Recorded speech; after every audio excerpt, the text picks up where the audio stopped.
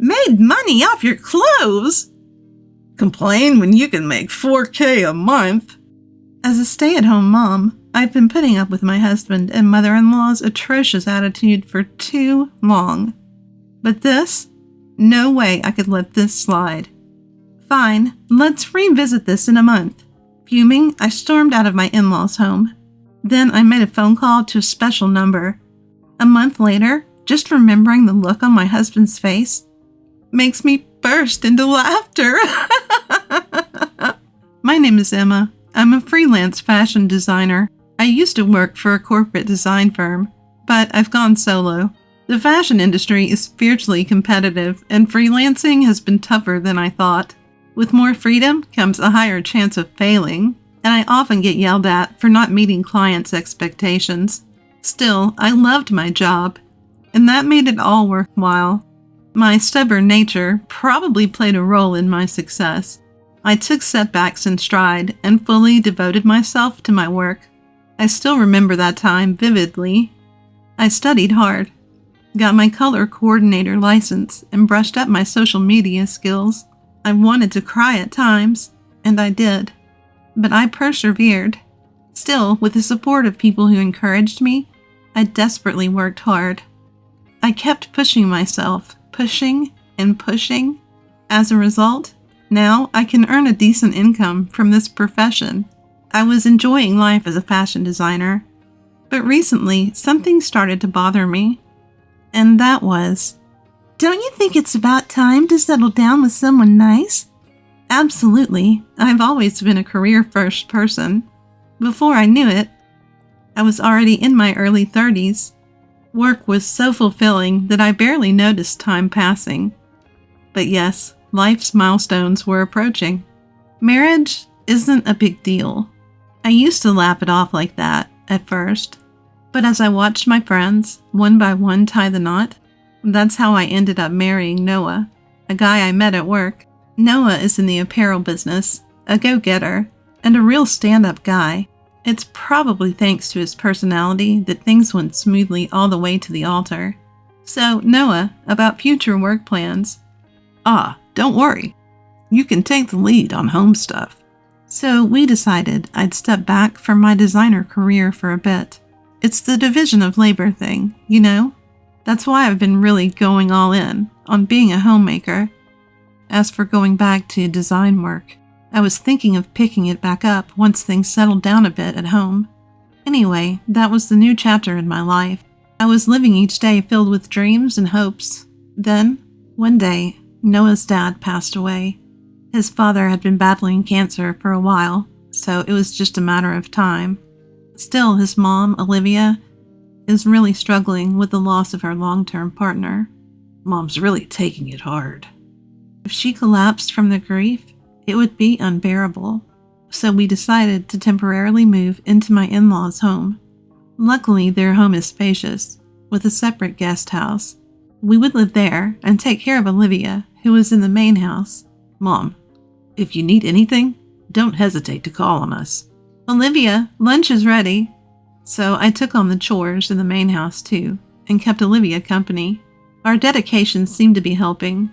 She was getting better day by day. I thought she'll be okay on her own soon. I was relieved and thinking of resuming my design work. But then, Emma, have you finished cleaning the main house yet? My mother-in-law just never seemed to pick up her share of the housework. Instead, she'd dump it all on me and go about her lazy days. And she never missed a chance to complain. The food is bland. You don't do laundry properly. She'd nag over and over. At first, I reluctantly went along with her. But this felt like servitude, and I couldn't stand it any longer. I have my own work to do. I explained to her that I was busy with my design work, and asked her to handle the house chores for the main house. But then, "You're busy. All you're doing is sitting in your room drawing." She wouldn't hear of it. To her, my work on the computer or social media seemed like playtime. I tried to explain further, but, "Don't think you can fool me with those big words. My, aren't you cunning?" She dismissed me with a wave of her hand. If I pushed any harder, she'd just shout, calling me a domineering wife. So there was nothing I could do but back off. Now what should I do? I talked to my husband about his mom, but he didn't seem to take it seriously. It seems he's also having a hard time at work. He sighs all the time, whether we're eating or bathing.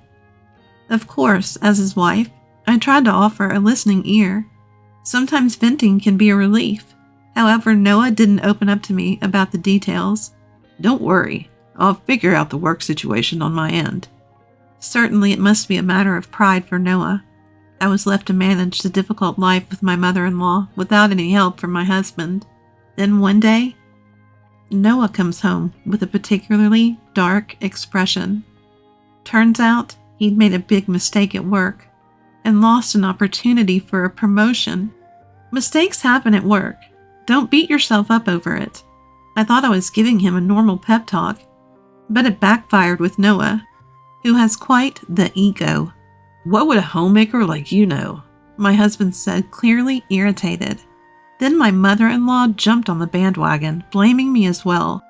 Don't you think Noah's failure is because you're not supportive enough at home? At their remarks, I'm momentarily stunned. No, this is definitely strange. Stunned by their accusations, I naturally fought back. But my words fell on deaf ears. It was decided then and there, I was the bad guy. From that day on, I was treated noticeably colder by both my husband and mother-in-law. Emma, can you hurry up with dinner? Emma, you were supposed to take care of the garden, remember? Emma, go buy some flowers for the living room. My mother-in-law became even more demanding, bossing me around. No matter how flawlessly I took care of the household chores, she'd always find something to complain about. Emma, you're sloppy with the cutting and the seasoning. It's too strong. Emma, I don't like how the garden looks. Redo it, please. Emma, these are lilies. I wanted gerberas. At this point, all I could do was sigh. I just wish someone would acknowledge my hard work. I tried talking to Noah again, but all he did was defend his mother. She's old, and she's relying on you. Besides, you have plenty of time, don't you? You're not working after all. Noah still seemed resentful. I knew he had a big ego, but I didn't expect him to be this petty. And so, drained and weary, I soldiered on alone in my in-laws' home. Then one day something happened that I simply couldn't tolerate any longer. That day, I had to go into town for some errands. After wrapping things up, I returned home. But the moment I opened my closet, I was shocked. What? Where are my clothes? Yes, almost all my clothes were missing. I rushed to the main house to confront my mother-in-law, who was leisurely sipping her coffee. Oh, I sold your clothes. My mother-in-law casually admitted her deed. She said she sold them to a resale shop to help with the family finances. I was furious, more than furious. Those weren't just fashionable clothes. They were designs I had worked hard on, bringing them to life through my labor. Some were even from the early days of my career. Seriously, who sells someone else's stuff without asking? I couldn't believe it. I let loose on her with all my feelings. But who needs fancy clothes when they're unemployed? There was zero remorse from her. And my husband, who had come running after hearing the commotion, was no help either. If you have complaints, try earning $4,000 a month. With that, Noah and my mother-in-law both mocked me. I responded, trying my best to stay calm. Fine, check back in a month. Both were stunned by my unexpected answer. Ignoring them, I got ready and left my in-laws' house. I plan to live in a hotel for a while. The room is small, but it feels much more spacious than my in-laws' home. This must be what freedom feels like. I lay on the bed and casually checked my phone. Several calls and messages from my husband and mother-in-law. Of course, I ignored all of them. Ugh, what a day. I tossed my phone on the bed with an exasperated look, but after a few seconds, I had second thoughts and picked it back up. I dialed a number. A month had passed since then. Right now, there's a big fashion show happening at the city's event hall. It's a collaborative effort between renowned fashion designers and popular models, and not just open to the public. Various industry insiders are also in attendance. I'm participating as a fledgling designer myself. Emma, long time no see. Emma, thank you for your help the other time. Emma, you look well. That's great to hear. Since many people from this field are gathered, I see a lot of familiar faces. I make my rounds and engage in lively conversation with people I've worked with before. Aiden, long time no see. Amelia, I should be thanking you for your help last time. Lucas, you're looking well too. Is Sophia in elementary school now? What a pleasant time this is. There was no shortage of interesting topics, including recent trends and industry developments. But then, someone rudely pats my shoulder. Ah, you're here too. I turn around and see my husband. So, have you come to your senses yet? You're stubborn, you know. At least respond. How about admitting defeat and coming home? Noah hasn't changed. Those were his words to his wife he hasn't seen in a month. I was so dumbfounded, I couldn't even find the words. I was brushing Noah off when a man rushes over to us. Do you two know each other? Director Henry.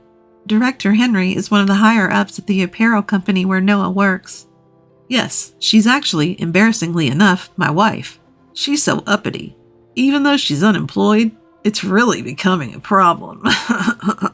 With those words, Noah snickers. At that moment, Henry turns red and shoots Noah a glare. Emma, I apologize for my employee's inexcusable behavior. Henry, it's all right.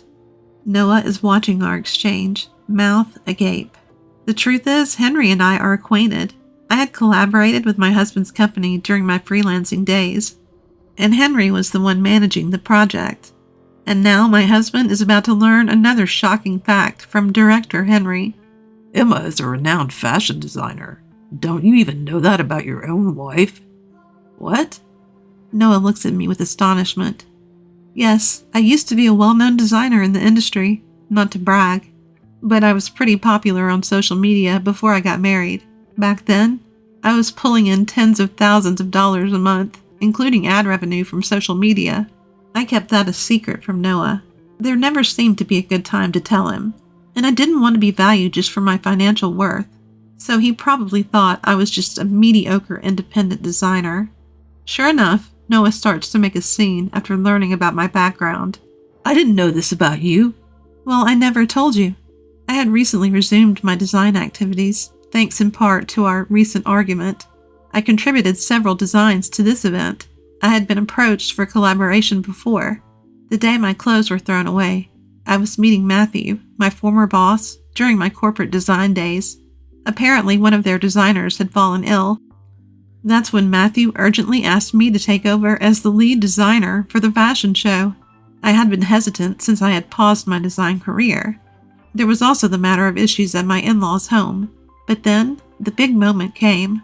I called Matthew from the hotel to say I was on board and ready to go. You, being just a homemaker and unemployed. I could hear Noah's pride crumbling. I retorted with as much sarcasm as I could muster. So, we're good at $40,000 a month, right? Soon after, I divorced Noah. Emma, I messed up. Let's try again. You're the worst kind of woman for leaving your husband. Heartless, cowardly. Noah pleaded while my mother-in-law cursed me out. I dismissed them both. Come talk to me when you're making $40,000 a month. Since then, I haven't seen Noah and his clan. From what I hear, Noah got demoted to a smaller department. He must have irked the higher-ups in the company. According to Mr. Jones, even previous work mistakes were due to conflicts with colleagues. Judging as lacking any remorse, he's been completely written off. They're still living in that house, as they seem far from happy. I passed by their home once. It had a defeated aura. Well, they had it coming.